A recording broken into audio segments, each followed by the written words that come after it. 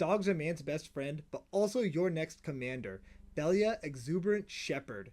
2 mana 2/2 with flash, and when it attacks, you flicker any non-land permanent. Doesn't need to be one you control. That's pretty neat. So it also lets you flicker like an opponent's Lightning Greaves, and now suddenly their commander is targetable, stuff like that. Pretty cool. You can also flicker out blockers, which is nice, but you're going to be flickering a lot of your own stuff, because enters the battlefield triggers seem really good. But before we get into those ETB cards, I just want to mention, please subscribe to my channel if you haven't. There's no reason not to. Most of you are not subscribed that are watching my videos, and it helps me a lot if you just hit that subscribe button. And if you really want to help support my content, link in the description of this video. You can find my Patreon, you can become a member on here on YouTube, and both of those are great ways to help support my content. Now moving on, let's talk about those cards of enters the battlefield triggers. Blade Splicer can just generate you a ton of tokens. Canoptic Scarab Swarm also can generate you tokens while being repeatable graveyard hate. You've got a ton of enters the battlefield removal pieces like Cavalier of Dawn, Commander Sophia de Guerre, Duplicant, Lorna the Third Path, Palace Jailer, Skyclave Apparition, Solitude, Stalking Leonin, being able to reset it's really fun, Triskelion, getting more counters, Sky Sovereign Console Flagship, which you can also crew and attack with to get the attack trigger before you flicker it, Mightstone and Weakstone, which is also card draw if you need it to be, and Transmogrifying Wand, so you can reset the counters on it. Charming Prince just has a lot of utility. You've got a lot of ramp ETB cards like Claim Jumper, Knight of the White Orchid, and Archaeomancer's Map. All of those seem fantastic. I really like Archaeomancer's Map in this.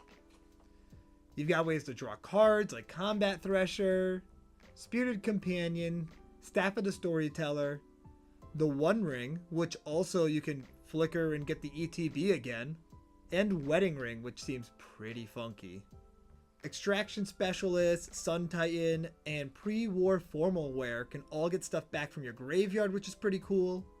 Mere Battlesphere can make a ton of tokens. Ranger Captain of Eos and Recruiter of the Guard are just repeatable tutors. And lastly, Thousand Moon Smithy can just generate a ton of huge tokens, because there's a lot of good artifacts you're going to want to run in this deck, so why not just make a ton of artifact tokens? Whenever you get an ETB trigger off of Phelia, before you get that ETB trigger, something's going to leave the battlefield first. And there's a couple of cards that I wanted to mention that have a really good leaves the battlefield trigger too that you might want to consider for this deck. You've got Lumbering Battlement, which can just get you a ton of ETBs all at once, and Revelark for Recursion. There's also a handful of cards that work really well with Phelia because instead of entering and leaving the battlefield mattering, when it re-enters, it's essentially reset. So it's back to a natural state where you can do something with it again. Cards like Mana Vault, so that way you can tap Mana Vault and then flicker it and then it comes back into play untapped. Also Sagas, you can flicker a Saga to restart the Saga. So Elspeth Conquers Death, Fall of the Thran, which seems disgusting and I love it, Love Song of Night and Day, Of Herbs and Stewed Rabbit, Tale of Tenuvial, and The Princess Takes Flight.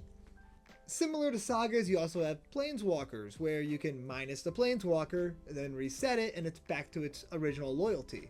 You have a Johnny Caller the Pride, Elspeth Resplendent, Sarah the Benevolent, Teo Geometric Tactician. That one's pretty cool because it also has an enters the battlefield trigger, and the Eternal Wanderer, which is awesome because it's also a way to flicker and blink things more often. Speaking of additional ways to flicker and blink things, you're going to want additional ways to flicker and blink things because that's the whole idea of this deck. Flicker Wisp and Guardian of Ghirapur seem like great ways to do that.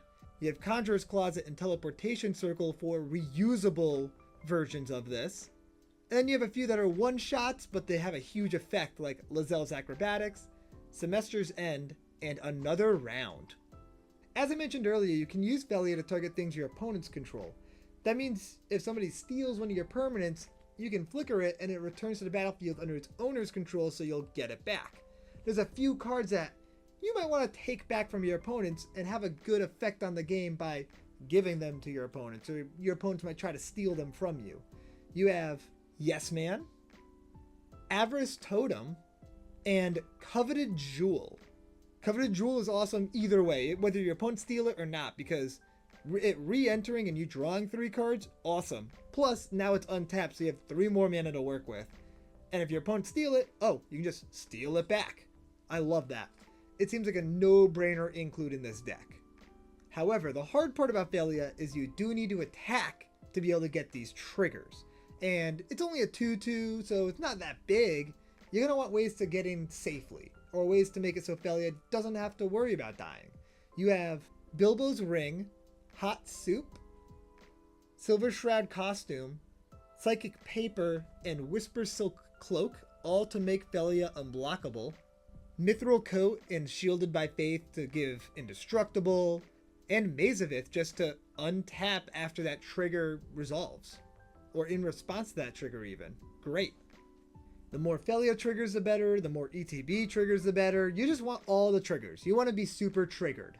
So, ways to copy the triggers so you have more triggers and you're even more triggered. You've got Delny, which works a little bit. It's better if you're really using Phelia to remove blockers, but there's a lot of cards in the deck that are 2 power or less that it's going to work well with anyway, so it seems worthwhile. Elish Norn, Mother of Machines. Gandalf the White if you've got a lot of artifact or legendary creature synergies. The Roaming Throne, naming Dog just to copy it, or naming whatever ETB thing you have. Panharmonicon to double the ETB triggers, and Strionic Resonator just to copy the Phelia trigger or an ETB trigger. And lastly, let's talk about some one-off cards. There's a few cards I want to mention that just have a really good synergy in the deck, but they don't really fit into any of the previously mentioned categories. Charismatic Conqueror. If you're flickering your opponent's stuff, this way you get the Charismatic Conqueror trigger and you can make more tokens. Lizelle to increase the number of counters Phelia gets. Preston seems disgusting in this deck, just making a ton of tokens that are copies of your creatures. Agatha's Soul Cauldron.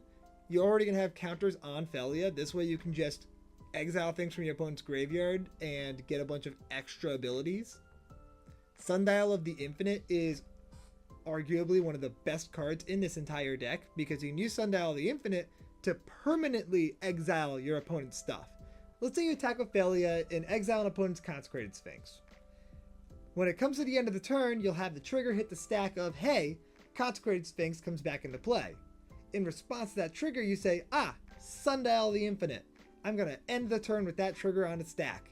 Everything gets removed from the stack, and that Consecrated Sphinx is not going anywhere. It stays in exile forever. Auto include in the deck. Throne of Eldraine seems cool because it's a mono-white deck. Tome of Legends is nice. It's a good card draw engine. You're going to be attacking a lot with Phelia. And Parallax Wave, another card that's essentially a resettable card, but this can just remove 4 or 5 blockers in one attack, and then you reset it, and then it can remove blockers again later. Like, this card just seems disgustingly good inside of this deck, and reusable to kind of keep things off the board. That is everything I had for Phelia Exuberant Shepherd. I hope you enjoyed this video, and I'll see you next time. Peace out, everybody.